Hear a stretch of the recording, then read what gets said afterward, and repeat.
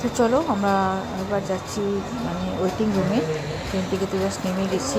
এবার first class waiting রুমে হাওড়াতে ওয়েট করবো, কারণ আমাদের ট্রেনটা 2:20 আসার কথা ছিল, সেটা আসবে রাত 9টায়।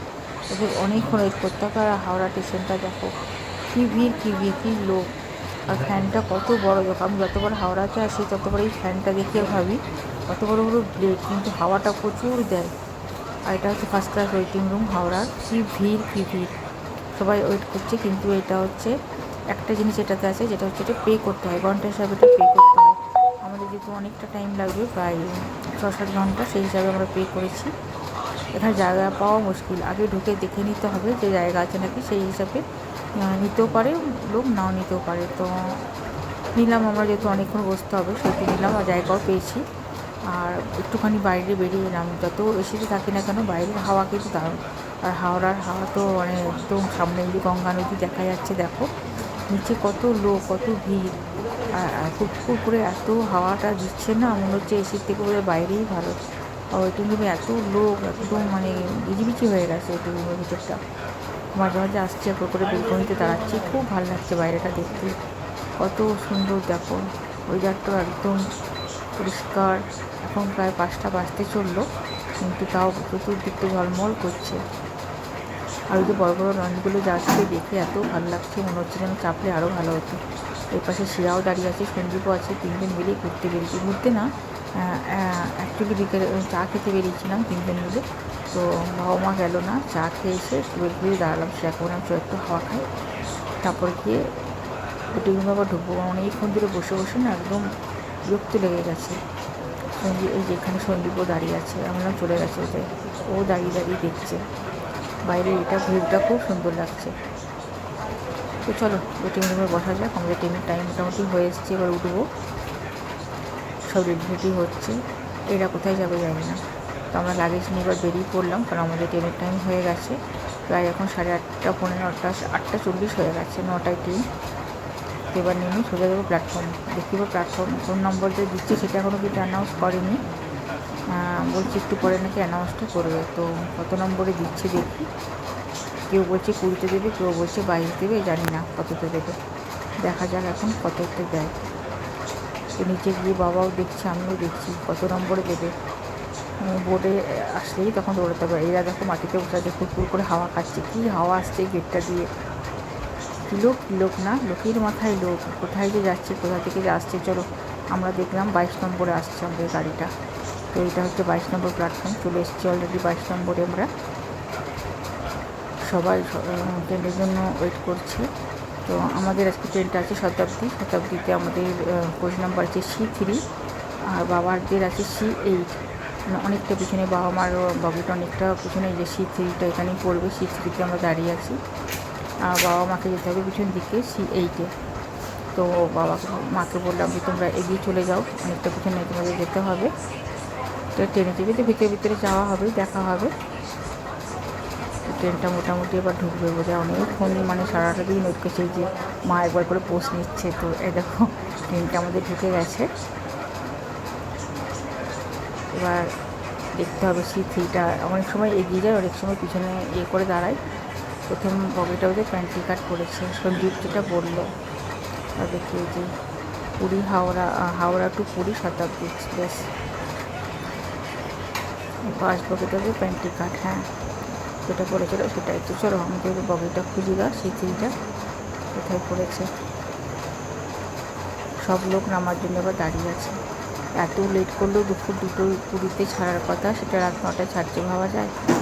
অনেকে আবার করে দিয়েছে, মানে আমাদের টিকিট ক্যান্সেল করে দিয়েছে, কারণ এগুলো তো সিটিং, তো স্লিপার না যেহেতু, এবার বসে বসে সারা রাত যাওয়া অনেকের পক্ষে কিন্তু খুব কষ্টকর হয়ে ওঠে। তো আমরা এবার এগিয়ে চললাম C3-এর দিকে, দেখি কোথায় আছে C3টা। সবাই নামছে, পুরী হাওড়া শতাব্দী এক্সপ্রেস লেখা আছে। বগিগুলো কি নিট অ্যান্ড ক্লিন, দেখো বাইরে থেকে ঝকঝক করছে। এই যে এটা হচ্ছে C3, আর এরা লাগেজ নামাচ্ছে গাইজ, দেখো গোটা ঘরটাই মনে হয় নিয়ে চলে এসেছিলো। ওরে সর্বনাশ, কত লাগেজ দেখো গাইজ, এত লাগেজ আবার কেউ নিয়ে আসে, হাই ভগবান। তো চলো আমরা সাইড দিয়ে উঠে পড়ি, লাগেজ নামাতেই থাকবে, প্রায় 25টা না 30টা একটা ফ্যামিলির লাগেজ। আমাদের সিট নাম্বার হচ্ছে 32, 33, 36 অ্যান্ড 10। সঞ্জীবের 10 পড়েছে, ওটা বলে অ্যাডজাস্ট করে নেবো আমরা। তো অলরেডি ট্রেনের ভিতর ঢুকে পড়েছি, এবার সিটগুলো দাঁড়াবো দেখি, লাগেজগুলোকে উপরে তুলতে হবে। এবার দেখি এবার সিটগুলো কোথায় পড়েছে। তো সঞ্জীবের দিকে ইয়ে করছে, লাগেজগুলো সব উপরে উঠাচ্ছে। আমার তো মনে হচ্ছে এগারো শুতে পারলে বাঁচি, এত টায়ার্ড লাগছে, কোন সকালে ঘর থেকে বেরিয়েছি।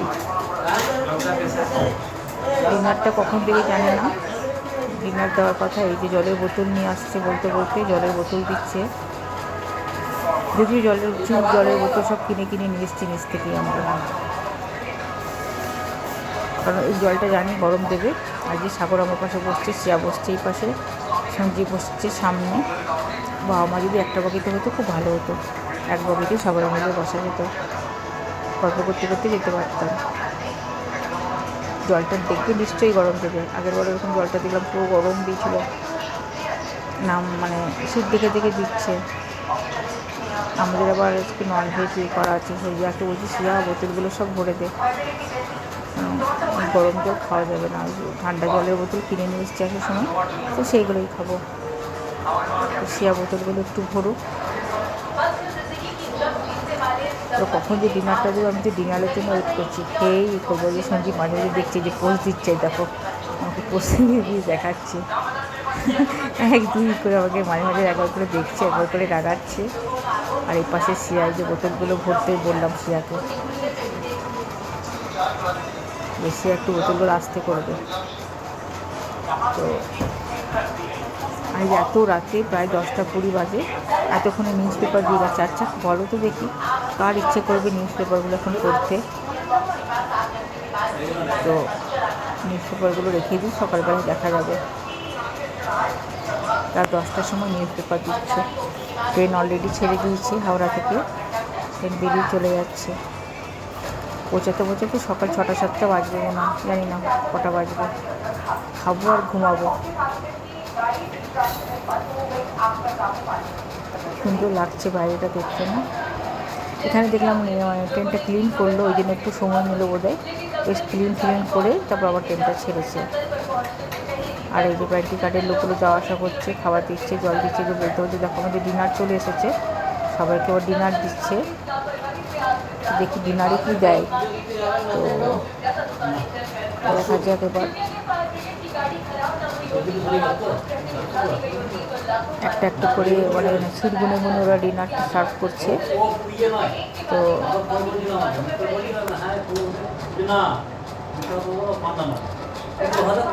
নাম্বারটা দেখছে, করতে ইয়ে দেবে। আমাদের ননভেজ বলা আছে খাবার, সাগরের জন্য। সাগর তো একদম খেতে চায় না, যেহেতু সবসময় ননভেজ। সঞ্জীবকে জিজ্ঞেস করছে কজন আছে, আমরা এখানে 4 জন আছি, ওইদিকে বাবা 2 জন 6 জন। তো এই যে ডিনার অলরেডি দিয়ে গেল। তো চলো দেখি এবার ডিনারে কী দিয়েছে। এইদিকে দিয়েছে রুটি, রুটিটা আমি ছিঁড়ি, রুটিটা ছিঁড়ি। এখানে 3টে না 4টে রুটি বোধ হয়। আমি তো খাবো না রুটি, এত রাত হয়ে গেছে, একদম রুটি খাবো না। এই যে এখানে হচ্ছে রুটি দিয়েছে, 3টে রুটি আছে। হ্যাঁ, এখানে দিয়েছে চিকেন, এটা টক দই। দইটা খুব বাজে হয় জানি, আমি ট্রেনের দইগুলো আগে খেয়ে দেখেছি, এত বাজে দেয় না এরা। এটা হচ্ছে চিকেন, 3 পিস চিকেন দিয়েছে। চিকেনটা দেখে তো মনে হচ্ছে ভালো আছে, আলু নেই, কিন্তু আলু নেই একদম। 3 পিস চিকেন দিয়েছে। এটাতে আছে ডাল, ডালটা খুলি, এটাতে ডাল দিয়েছে। ডালটা বেশ একটু গাঢ়ই দিয়েছে মনে হচ্ছে। ডালটাও আমি খাবো না, এটা পুগলুকে দিয়ে দেবো, ও ডাল ভালোবাসে। আচ্ছা এটাতে কী দিয়েছে দেখি, এটাতে দিয়েছে রাইস, ঠিক আছে, আমি রাইসটাই খাবো, অল্প করে একটুখানি রাইস খাবো। এই যে এটা হচ্ছে রাইস, আর এখানে দই আছে, আর এখানে আছে একটা মিক্স ভেজ লেখা আছে। তো দেখি মিক্স ভেজটা কী দিয়ে তৈরি করেছি, আলু মটর। চলো ডিনারটা খাই, খেয়ে একদম লম্বা ঘুম মারি, আবার দেখা হচ্ছে তোমাদের সাথে সকালে। আচ্ছা তার আগে বলে দিই, একটা আইসক্রিমও দিয়ে গেছে। এই যে এত রাতে 11টা 20 বাচ্চা আইসক্রিম দিয়ে গেছে। আইসক্রিমটা বরফের মতন ঠান্ডা, আর সবাই কিন্তু আইসক্রিম খাচ্ছে। আর এদিকে দেখো সাগর এদিকে ঢাকা মুড়ি নিয়ে আরামসে ঘুমাচ্ছে, তো সিটটা খালি ছিল, ওই লোকটাও আইসক্রিম খাচ্ছে। চলো আইসক্রিমটা খেয়ে ঘুমাই, তোমাদের সাথে আবার তাহলে সকালে দেখা হচ্ছে, ঠিক আছে? দেখো সবাই কিন্তু এখানে ঘুমিয়ে গেছে, আমি বসে আইসক্রিম খাচ্ছি। আর এখানে সঞ্জীব ওই যে ঢাকা নিয়ে ঘুমাচ্ছে। তো চলো একদম দেখা হচ্ছে তোমাদের সাথে এবার সকালবেলায়, ঠিক আছে? Good morning. এই যে আমাদের কিন্তু এবার রাতভর কেটে গেছে ট্রেনের মধ্যে, সকাল হয়ে গেছে, এখন বাজছে প্রায় 5:30। সবাই মোটামুটি উঠে ফ্রেশ হয়ে গেছি। আমি তো সবার আগে উঠেছি, তো এখনও ঘুমাচ্ছে। আর এখানে সাগরও উঠে গেছে, তো বসে আছি সব উঠে ফ্রেশ হয়ে। আমি তো ভাবছি কতক্ষণে আসি স্টেশন, কতক্ষণে নামে। তো বাবাকে ডাকলাম, ফোন করে বললাম এখানে আসে, একসাথে সব চা খাবো, চা দেবে এখন। বাইরের ওয়েদারটা দেখো খুব সুন্দর লাগছে, প্রচুর পাহাড় দেখতে পাচ্ছি, দুপাশে খালি পাহাড় আর পাহাড়, বুঝতে পারছি না। তো এদিকে বাবাও আসছে, আসুক, এদিকে চাটাও সার্ভ করবে ওরা, বলে গেল। তো এই যে শিয়া, বাবা, সাগরকে দেখো পুরো ডিপ করে করে চাটাকে খাচ্ছে। চায়ের সাথে এই যে সুগার আর টি ব্যাগ সব দিয়ে গেছে, ইচ্ছা মতন চাটা বানিয়ে বানিয়ে খেতে পারবে। কারো ইচ্ছা হলে সুগার দেবে, কারো ইচ্ছা হলে সুগার দেবে না, বিনা সুগারেই খাবে। তো আর আমি যেহেতু এখন ওষুধ খেলাম, তখন ওই জন্য চাটা খেতে পারবো না। আর সাথে দিয়েছে যে 2টো করে বিস্কুট দিয়েছে, তো থাকলেও সরিয়ে রাখি। আমি নেমেই খাবো এখন, কারণ এক্ষুনি ওষুধ খেলাম। আর সঞ্জীব ওইখানে ফ্রেশ হয়ে এসছে, ও চাটা খেয়ে নিই। বাবাকে বললাম তুমি একবারে যাও, মানে লাগেজগুলো এদিকে চলে আসো। তো বাবা বললো যে না, এদিকে আসো উল্টো হবে, তো ওই জন্য ওরা আবার ওই দিক থেকে নেমে যাবে। চাটা জিজ্ঞেস করছি কেমন হয়েছে, বলছে ভালো না। সে একটু আগেই মুখ বেঁকড়ালো ভালো না বলে, বুঝতে পারলাম চাটা ভালো হয়নি। আমাকে বাবা বলছে চা খেতে, আমি খেতে পারবো না, ওষুধ খেয়েছি আমি এখন 1 ঘন্টা, মোটামুটি কিছুই খেতে পারবো না। যাই হোক ট্রেন থেকে নেমেই খাবো, চলে এসেছি, আর বেশিক্ষণ নাই, এই 10 থেকে 20 মিনিটের রাস্তা বলছে। আর বাইরেটা দেখো, এই যে কী যেন একটা প্ল্যাটফর্ম পেরেছে, কোথাও তো দাঁড়াচ্ছে না। রাত্রেবেলা যা গাড়ি যাচ্ছিলো হাই হাই করে, বাপরে বাপ। তো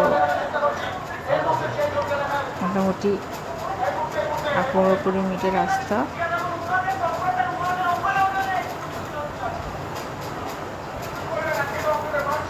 ভালোই লাগলো।